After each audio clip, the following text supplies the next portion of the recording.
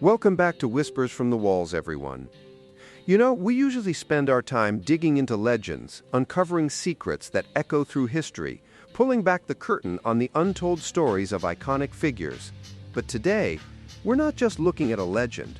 We're stepping right into the deep end of the waves with one of the most resonant, raw, and honestly, most vulnerable voices of our time. This one? This isn't loud. This is all undertow and quiet truths. The kind that settle deep in your bones. It really is, John. When you think of Eddie Vedder, you immediately picture the kinetic energy of Pearl Jam, the raw power of the grunge movement, an icon who could fill any stadium with his presence.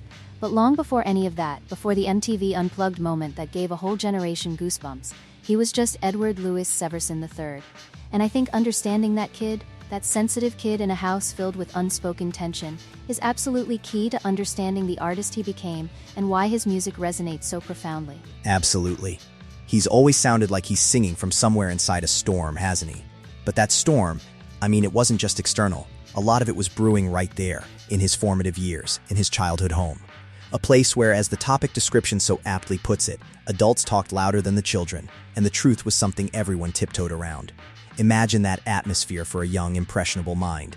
Everything just a little off, a little muted, a little precarious. That image really sticks with me, tiptoeing around the truth. It paints such a vivid picture of a childhood that probably felt inherently unstable, even if outwardly everything seemed fine. For a sensitive kid like Eddie, that kind of environment can be incredibly disorienting. You can just imagine him observing everything, picking up on those subtle cues, those quiet anxieties, the questions forming in his mind that he probably felt he couldn't ask, or that no one would answer honestly. And at the heart of that shifting, uncertain landscape was his mother, Karen Vedder. She wasn't some larger-than-life figure in the public eye, but she was a force in his private world. She was the kind of mother, and I think so many of our listeners can relate to this, who worked herself raw behind the scenes, just trying to keep the lights on, food on the table, trying to build something that resembled stability, even when life kept shifting under her own feet. She sounds like she embodied that quiet, enduring strength, doesn't she? The kind of strength that doesn't get celebrated with medals or glowing headlines, but is absolutely foundational to so many families. She wasn't perfect, of course, no parent is, especially under stress. But she wasn't a villain either. She was trying to hold everything together with two hands and a prayer, making tough choices, sacrificing, the way countless mothers have to in difficult circumstances. The weight of that responsibility must have been immense. It's a tough gig, isn't it? Being a parent, especially a single or primary parent, trying to navigate your own complexities, your own past, while also shielding your children, or at least trying to, from the harsher realities. And in Karen's case, she had this immense secret, this foundational truth about Eddie's identity, that she was carrying day in and day out. That's an emotional burden that must have felt crushing at times. You can almost feel the tension she must have lived with, knowing what she knew. And that secret, it wasn't just some small family detail, right? It was about who he believed his father was, the man he called his father. Imagine being a teenager, 13, maybe 14, a time when you're already in this whirlwind of trying to figure out who you are, what your place is in the world, what your identity means. And then suddenly, the entire story of your life, the very foundation of your self-understanding, just splits open. Everything you thought you knew about your origins, your family, your very being, is thrown into question. It's a complete disorienting rewrite of your personal history. That's exactly it. That kind of revelation, especially at such a vulnerable, formative age, leaves an indelible, deep mark.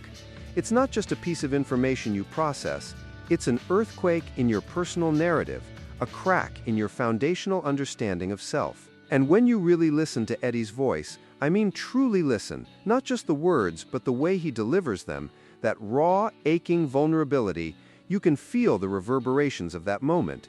You can hear that teenage boy still wrestling, still trying to understand who he is, where he came from, and how this new truth fits into his world. It puts so much of his intensity into perspective, doesn't it? That raw, almost guttural cry he has sometimes, that blend of anger and profound sorrow. It's not just rock and roll aggression or theatricality. It feels like a genuine, unvarnished expression of something deeply internal, deeply wounded, and deeply searching for answers, for authenticity. It feels less like a performance and more like an exorcism of those lingering uncertainties and the pain of that initial fracture. And the context of Karen finally telling him, we have to remember it wasn't done to hurt him. It was because, as we all know, secrets don't stay buried forever. They have a way of surfacing, of demanding to be acknowledged. She'd reached a point, maybe a breaking point, where the truth absolutely had to be spoken, even if she knew deep down that it would fracture things, that it would cause immense pain. Imagine the courage and the trepidation it must have taken for her to initiate that conversation, to unravel that carefully constructed reality. You can only imagine the immense weight of carrying that for so long. For Karen, the sheer exhaustion and relief of finally letting it out must have been overwhelming, but also the terror of what it would do to her son, to their relationship, to the very fabric of their family. It's an impossible choice for a parent almost, balancing the protection of your child with the eventual necessity of truth. There's no easy path there, no guidebook.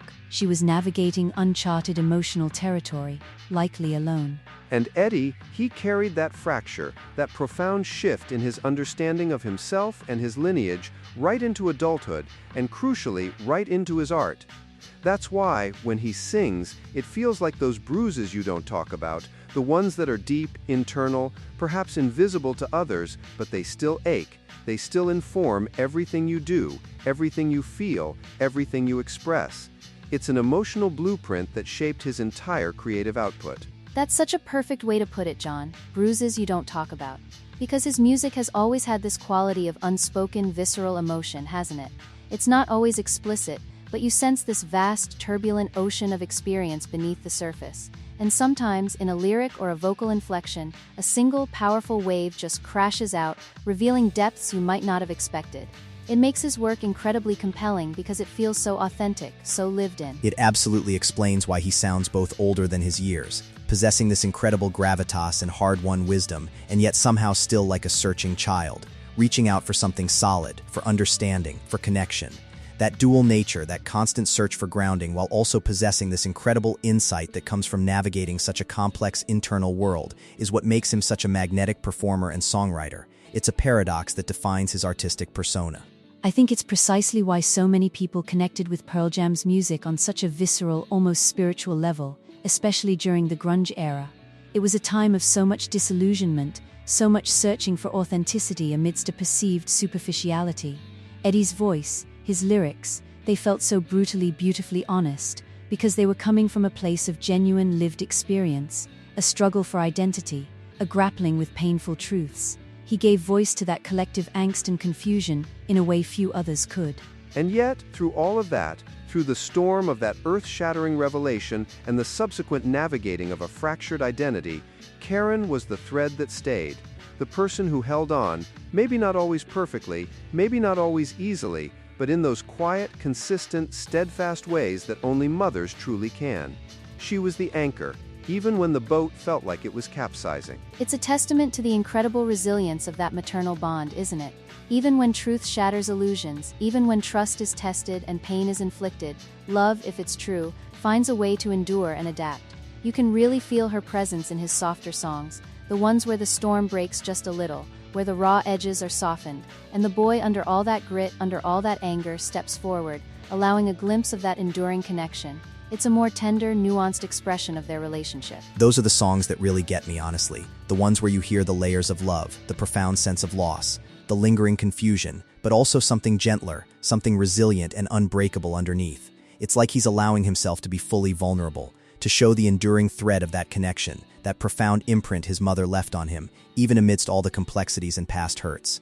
It's not a simple story, and his music reflects that beautiful, messy reality. It's a powerful message, really, that even when family dynamics are incredibly complicated, even when there are long-held secrets and incredibly difficult truths to confront, the core of that maternal love, in its own imperfect way, can still be a guiding light, a source of quiet strength. It shaped him, undoubtedly, in ways both incredibly challenging and ultimately, I believe, profoundly strengthening.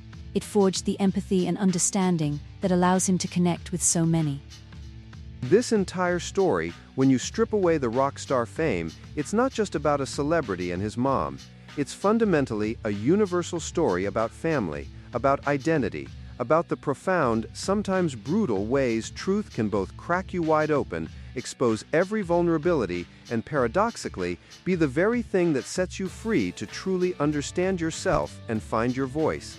It's the journey so many of us are on, in one form or another. And it's about the mother who, despite her own struggles, her own complicated choices, her own burdens, raised the man who would one day sing for every kid who ever felt misunderstood, who ever felt overlooked, who ever felt like they were just barely held together by hope and the solace found in headphones. He became the voice for the quiet rebels, the sensitive souls, the ones navigating their own internal storms. Yeah, that's the real impact, isn't it? He became a voice for a generation, and for generations since, because he intimately understood what it felt like to be searching, to feel that internal dissonance, that ache of unsaid things. His deeply personal story became a universal anthem for so many who were trying to make sense of their own confusing worlds. It provided a sense of belonging in a sound. It's why his music endures with such power. It's not just about catchy melodies or cool guitar riffs. It's deeply rooted in the fundamental human experience. The struggle, the longing, the anger, the love, the confusion, the eventual acceptance. It's all there, unvarnished, authentic, and utterly relatable. You hear yourself in his songs, even if your specific story is different. So, when we talk about Eddie Vedder and Karen Vedder, we're not just dissecting a personal history, though it's fascinating in its own right. We're acknowledging that they didn't just survive their storm, they created a profound, resonating soundtrack for everyone else learning to navigate and survive theirs. Their journey gave rise to an artist whose vulnerability became his greatest strength and a source of comfort for millions. And that, I think, is the true legacy of this story. The way his intensely personal narrative, shaped so much by his relationship with his mother and that pivotal, challenging truth, transcended into something that offered solace, understanding, and a profound sense of connection to millions. It's a beautiful testament to the transformative power of art born from real life. It really reminds us that our stories, even the messy ones, especially the messy ones, have incredible power. They're not just burdens or things to be hidden. They're the raw material for connection, for art, for empathy, and ultimately for profound healing, not just for ourselves but for others too. It's a reminder to embrace our own complicated histories. It's a beautiful, complex tapestry, isn't it? The whispers from his childhood walls, those quiet truths and unspoken anxieties, transformed and amplified into anthems heard around the world.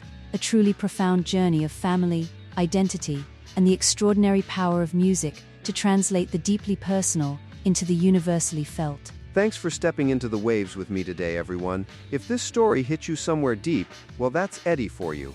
His authenticity is just undeniable, and I think that's precisely why we connect so strongly to it, why it resonates with that sensitive kid inside all of us. Absolutely.